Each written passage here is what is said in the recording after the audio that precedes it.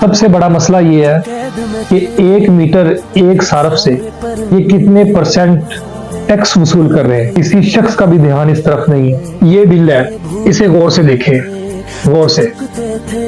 इस पे आपको अमाउंट नजर आएगी कि इसमें टैक्स कितना ऐड किया गया है।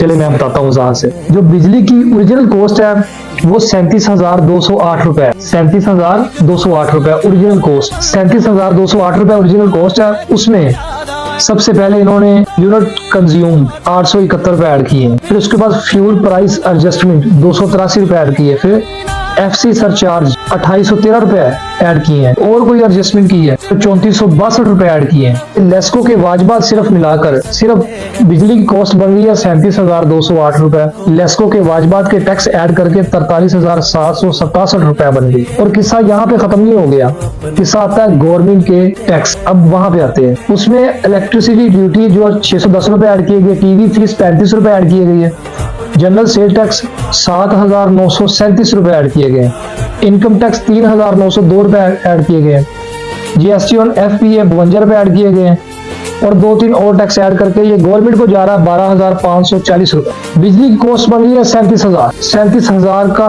क्रॉस लगा के उन्होंने सारा कुछ ऐड करके 55,970 रुपए बिल किसके तहत हो गया?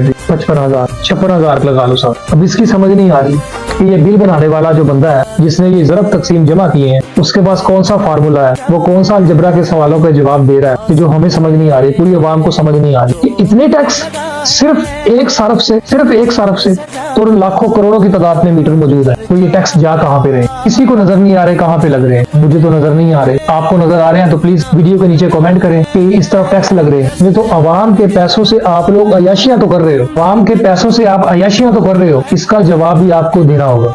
तो जालिम के बच्चों, टैक्स हम देते हैं और अयाशियां तुम्हारी खत्म नहीं होती। किसी मुल्क में यजीद का निजाम होता है, यहाँ पर शद्दाद, नमरूद, फिरौन और यजीद के सारे निजाम मुसल्लत है हम पे। बिजली के बिल जो तुम हमें दे रहे हो, इन खंभों में जो बिजली आती है, इस मुल्क के माफिया को इन्हीं खंभों के साथ अवाम उल्टा लटकाएगी, तब तक इस मुल्क में तब्दीली नहीं आ सकती। IMF से कर्जे तुम ले रहे हो, हमारे ऊपर तुम मजीद बोझ डाल रहे हो। तुम्हारी माँ के जहेज में ये कर्जे आए थे, तुम इन्हें वापस क्यों नहीं कर रहे? किसने खाया ये कर्जे? किसके ऊपर लगाए हैं तुम लोगों ने ये कर्जे? ये कर्जे अवाम पे नहीं लगे, तुमने खाए ये कर्जे, तुम्हारे बच्चों ने ये कर्जे खाए हैं। शहबाज शरीफ कहता है कि हम मुश्किल वक्त से, मुश्किल दौर से गुजर गए हैं। अरे तुम लोग तो गुजर गए हो, फंस तो हम गए हैं, लेकिन कौम कहाँ खड़ी है? रोटी कपड़ा और मकान का नारा लगा था, किसको मिला? जामे मुस्तफा का नारा लगा था, किसको मिला? एशियन टाइगर का नारा लगा था, कब बना एशियन टाइगर? रियासत मदीना की बात हुई थी, कब बना ये मुल्क रियासत मदीना?